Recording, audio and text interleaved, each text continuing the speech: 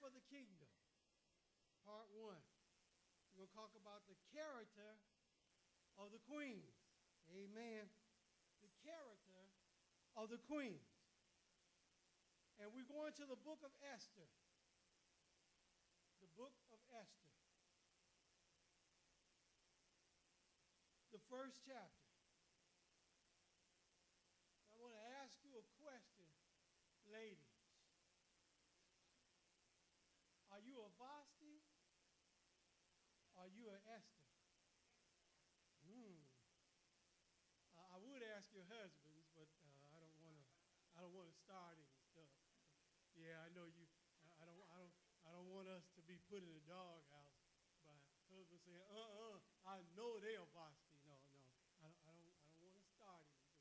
I want it to stay okay. But as we go through this, I want you to examine yourself and see which of these characteristics, because we're talking about the character, queens for the kingdom. Now, we talked about king and what it was to be a king. Now we're going to talk about what it is to be a queen in the kingdom of God. That we have to understand our place. We have to understand what God is doing for us. We have to understand where God wants us to be in the kingdom of God. Because if we don't, and we mistake it, and we mess it up, we mess up not just for us, but we mess up also for others. When we're not in our proper place in the kingdom. Here, Vasti, in chapter 1 of Esther, starting at verse 9. It says, also Vasti, the queen, made a feast for the women in the royal house, which belonged to King Ahasuerus. On the 7th day, when the heart of the king was merry with wine, he commanded Mehuman, Biztha, Habernah, Bigtha, and Agbadah, Zigthar, and Karska, the 7 chamberlains that served in the presence of Ahasuerus, the king, to bring Vasti, the queen, before the king, with the crown royal, to show the people and the princes her beauty, for she was fair to look on. But Queen Vasti refused to come to the king's at the king's commandment by his chamberlains. Therefore was the king very wroth, and his anger burned in him. Now, she is the queen. He is the king. Somehow she forgot her place. He is the king. And he asked to see his wife. And he wanted her to come forth with the crown on her head and all of her beauty, so that all the princes of the world can see how beautiful a queen he had. And instead of her coming, she refused. She said, no, I'm not coming. I don't care if the king has commanded me to come. Because he asked, he commanded. I don't care that the king has commanded me to come. I'm not coming. How many times, women, I don't want you to raise your hand. I don't want you to put a number on. Have you been asked by your husband, to do something that was not unseemly? He just asked her to come. Put the crown on her head and to come. Wasn't something unseemly. Wasn't something hard. But you refused. How many times have you refused the king when he has asked you something very simple, something that was not going to hurt you, was not going to bring any problems or anything else, but just something very simple, and you have refused? But remember who asked you. It was the king. See, it was the king who asked him. He sent the chamberlain, but it was the king who asked. She forgot who was talking to her. She did not remember who it was that was asking for her presence. Instead, she refused. Look what happened. Verse 13. Then the king said to the wise men, which knew the times, for so was the king's manner toward all that knew law and judgment. And the next unto him was all these people. Verse 15. What shall we do unto Queen Vashti according to the law? Because she has not performed the commandment of King Ahasuerus by the chamber. And Memucan answered before the king and the princes, Vashti the queen has not done wrong to the king only, but also to the princes and to all the people that are in the provinces of the king Ahasuerus. For this deed of the queen shall come abroad unto all women, so that they shall despise their husbands in their eyes. When it shall be reported, the king Ahasuerus commanded Vashti to the queen to be brought before him, but she came not. So what she did was not just going to hurt the king, was going to hurt all men. Because when this comes forth of how she treated the king, then the princes and everybody else don't have a leg to stand on. Because if the king's wife does not come before him when asked to do so, then you know the princes, the duke, they don't have anything. They out to dry. Their wife will go, oh, no way. I'm not coming nowhere. I'm not doing anything. So her actions as the queen had repercussions throughout the kingdom. So don't think, women, that your actions that you do not have repercussions throughout the kingdom. Because how you treat your husband, other people are watching. Other people are observing. You have children, they're looking. How you treat the king has an effect upon them. How you act toward the king has an effect upon them. So her actions did not just affect her, it affected everybody. So I ask you again,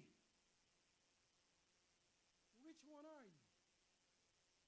Vashti or Esther? Look at verse 19. And if it please the king, let there go out a royal commandment from him, that it be written among the laws of the Persians and the Medes, that it not be altered, that Vashti come no more before King Ahasuerus, and let the king give her royal estate unto another that is better than she. So she lost her queenship because her actions that she took against the king's commandment lost her not only to be wife, but lost her to be queen. That it be given to another that is more worthy than she is. Now that's a shame. That you are the queen. No one in the kingdom is above you except the king. You are second in everything. If the king is not present, whatever you say, go. You have all authority. When the king is not on the throne, when the king is not present, when he's off somewhere fighting, you have all authority over everything. And you would throw that away just because your husband asked you to come before him.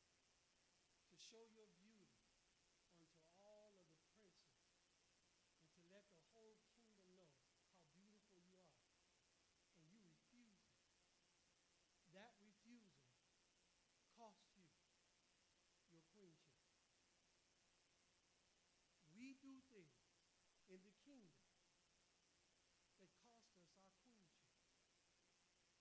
That there are things that God has asked for us to do as queens, and we refuse God. We refuse the King of Kings and Lord of Lords.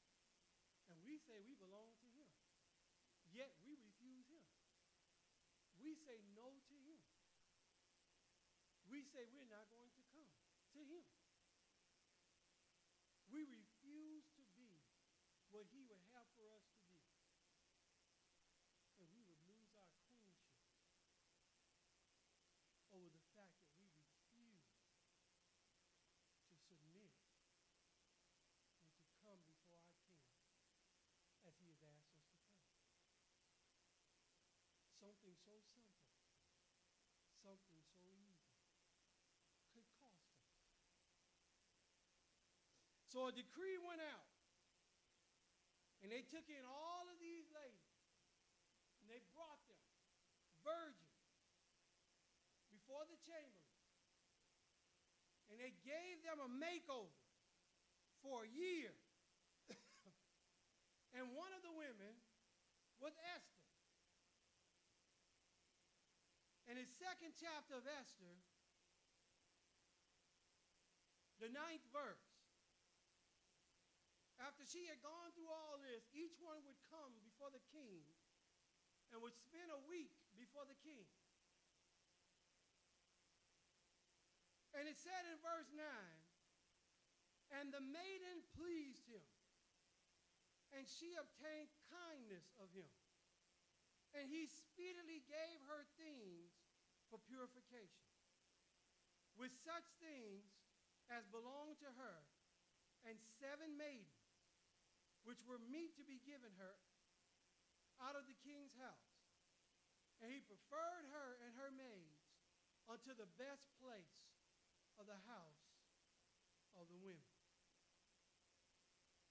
Esther found favor in the sight of King Ahasuerus, because when she came before him, she came with honor.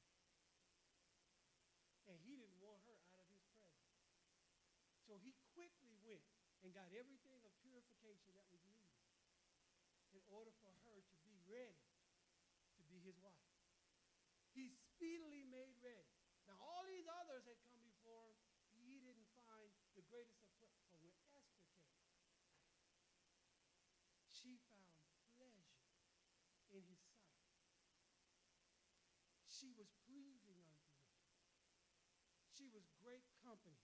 Look at verse 17. It said, and the king loved Esther above all women, and she obtained grace and favor in the sight more than all virgins, so that he set the royal crown upon her head and made her queen instead of Vashti. She came pleasing in his sight, and he made her queen because she pleased her husband, because she was favorable and honorable in his sight. So above all the others, he loved her. Above all others that were there, he loved her. Because why? She found grace and favor in his sight. So I ask you, lady, again, which one are you? Are you Vashti or are you Esther? What character do you have today? When it comes to the character of a queen, what character do you have? Are you a self-made woman? I do what I want to do anytime I want to do, however I want to do, because I want to do? That says, I don't care nothing about him. I can bring home the bacon and fry it up in the pan myself. I do what I want to do anytime I want to, however I feel like it. And he just there just to be there. And that was Vashti. This is the way she was. I made a royal thing. You know, the king make my own royal banquet. That's what she did. The king said, come unto me, please. Just brushed him off, gave him the hand, told him beat up the trail. That's the king. But here's Esther, pure, holy, gracious.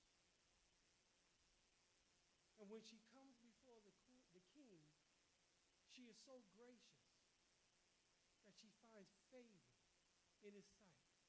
So he hurries up. He's got to make her his queen. She has to be his queen because she is so gracious and her presence is so warming and so welcoming. Till now, later on, when you go through chapter 4, chapter 5, when Esther has a problem and the Jews are about to be killed by Haman, and Esther said, I've got to go before the king. When Esther came at a time in which she was not supposed to come, the king had not commanded her to come. The king had not given her opportunity to come. She could have died on the spot coming before the king. She came, and he extended the royal scepter to her because it was Esther. Even though it was out of season, even though it was out of time, even though he had not commanded her presence, she found favor in his sight, even in the time of trouble. See, when we, as we are humble and meek and favorable before God and before our husbands, we find favor in the sight of God. That any time we come before the presence of the Lord, he will extend the scepter to us and say, come on in to my presence. What it is that you want, my daughter. He will extend the same to you. But if you're brash and hurtful and lifted up and prideful and spiteful, don't think you're going to come before the presence of God and he's going to extend a royal scepter to you. Instead, your queenship might be removed. And he'll extend it to another and give it to someone else, as he said, that's more worthy. Keep yourself worthy before the Lord.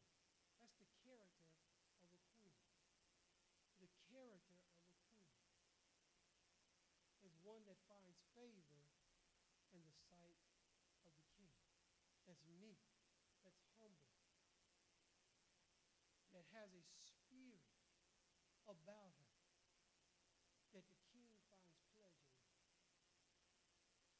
Are you that type of queen? Or you're demanding over the top, control type of queen that's like more like Vasti and other queens that look to get their own way, rather than being a queen that is meek, a queen that is humble, a queen that understands how to submit unto their husband and does not mind doing it. And because Esther did not mind doing it, then the king did not